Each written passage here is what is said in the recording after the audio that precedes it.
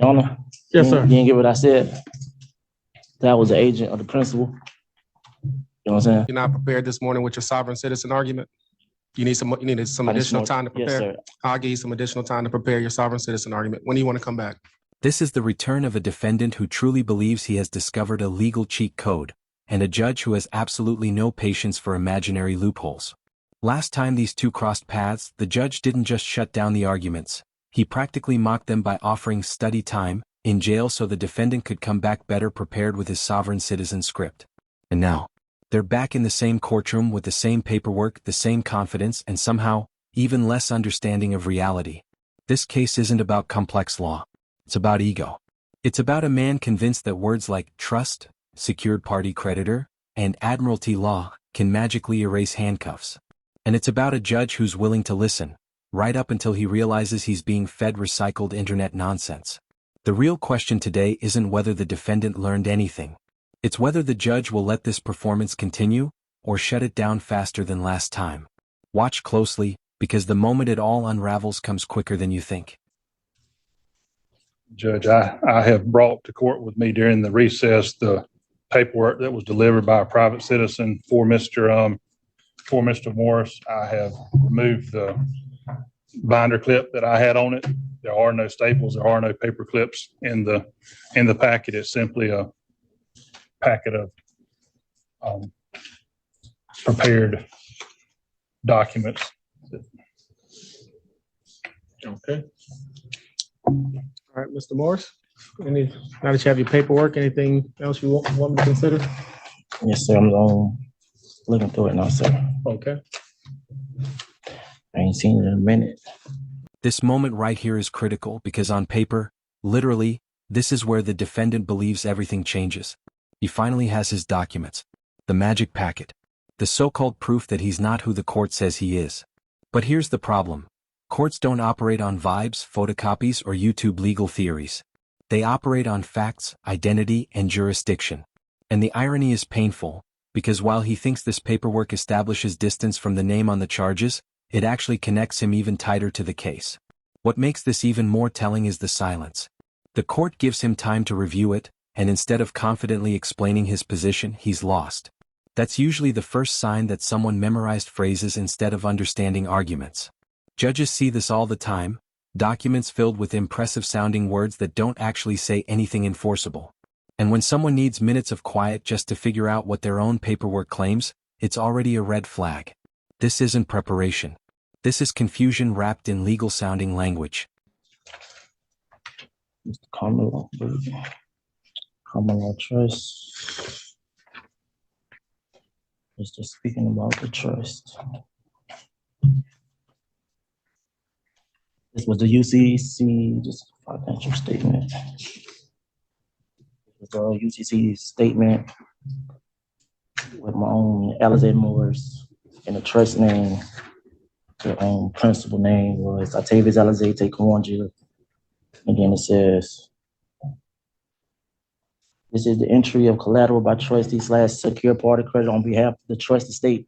It's Octavius Alizé Taekwondo, Jeter Trust in the commercial chambers under necessity to secure the rights, title, interest, and value therefore in, and the root or title from an inception, as well as all property held in trust, including but not limited to DNA, cDNA, cell lines. There's I don't know that word is right there. Mr. Morris, I thought you said that they arrested the wrong person. They have the wrong person in jail. That's why I'm not sure what you're talking about some trust in your DNA and cDNA. It says retina scans is what that said. Okay. Or retina scans. Now we've officially entered sovereign citizen bingo territory. Trust, UCC filings, DNA ownership, retina scans. This is the part where these arguments always collapse under their own weight. The defendant is trying to argue that his physical body, his genetic material, and even biometric data are somehow separate legal property held in trust, and therefore beyond the court's authority. That might sound deep if you've never stepped inside a courtroom, but to a judge, it's pure noise. Here's the key issue. Criminal courts don't care about fictional trusts when the charge is tied to a real person who was physically stopped, physically identified, and physically arrested. You can't argue your way out of fingerprints by claiming spiritual separation from your own eyeballs. And when the judge starts questioning whether the wrong person was arrested, that's actually an opportunity, but the defendant doesn't recognize it. Instead of focusing on identity evidence, he doubles down on nonsense. That's the moment the judge starts losing patience. Hold on. Do we need to check your fingerprints or scan your retina to verify? Is that what you're asking me to do? Oh, can you look on read this? I can't really read it like that. Let me see. Maybe I'm not sure what's going on. You told me you were not Zatavius Morris. Then you just started reading something from a sheet of paper that said Zatavius Elise Taquan Morris. Okay. So are you or are you not Zatavius Elise Taquan Morris? No, sir. All right, Ms. Smith, My name, this is right here, sir. It's on. You probably can have a good chance reading it. Right here.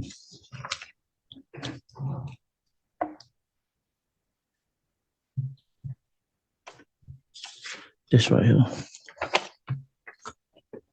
Bill of service, tort and violation. I just had a judge look at this. I can't read all this stuff.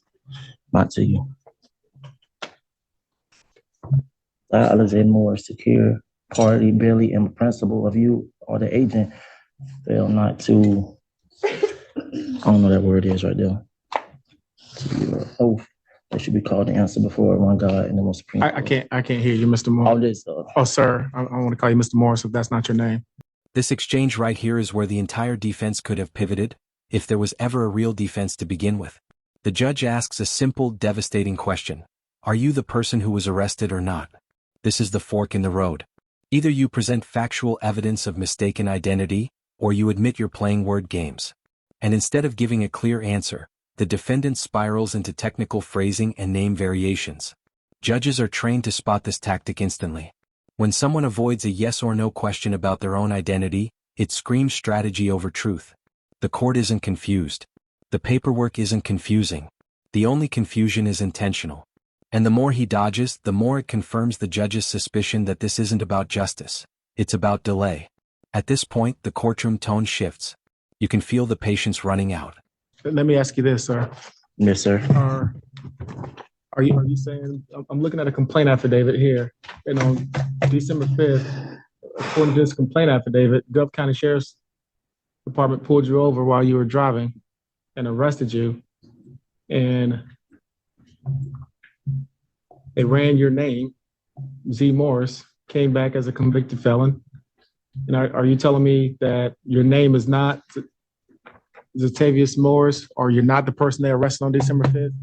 What are you telling? Did you give a false name? What are you telling me? I ain't give no false name, Your Honor. How did they get that name, Zatavius Elise Morris? Well, you don't answer that question. That probably has to do with. I'm trying to figure out. Maybe Mr. Hill, you can help me. Is he saying that the Sheriff's Department arrested the wrong person? Your Honor, in as much as I can. Well, don't disclose any confidential, privileged information. I raised issues when I had my pretrial discovery meeting with Mr. Morris pertaining to this case, because that's the only one I've got discovery on. Yes, sir. And I've done some independent research into that. Mr. Morris, or this individual, has this information that he's saying that he is not the person. I'll take a look at whatever you want me to. I'm looking at the complaint affidavit. They said they had your driver's. They said you have your driver's license, and they ran your driver's license with that name. And license, sir. And here's where things quietly go off the rails for him. While trying to argue jurisdiction and identity, the defendant unintentionally admits something far more damaging: the underlying conduct. This is what happens when someone focuses so hard on theoretical law that they forget the practical consequences of their own words. Courts don't need to debate sovereign status when a defendant confirms key elements on the record. Judges listen carefully, not just to what's argued but to what slips out. And when that happens, there's no amount of paperwork that can undo it. This is a classic cell phone. He believes he's speaking in a protected framework, but the court is hearing admissions. That's why the judge's demeanor changes. He's no longer entertaining the philosophy, he's managing a case that just became simpler. It was what it was, restrict somewhere. You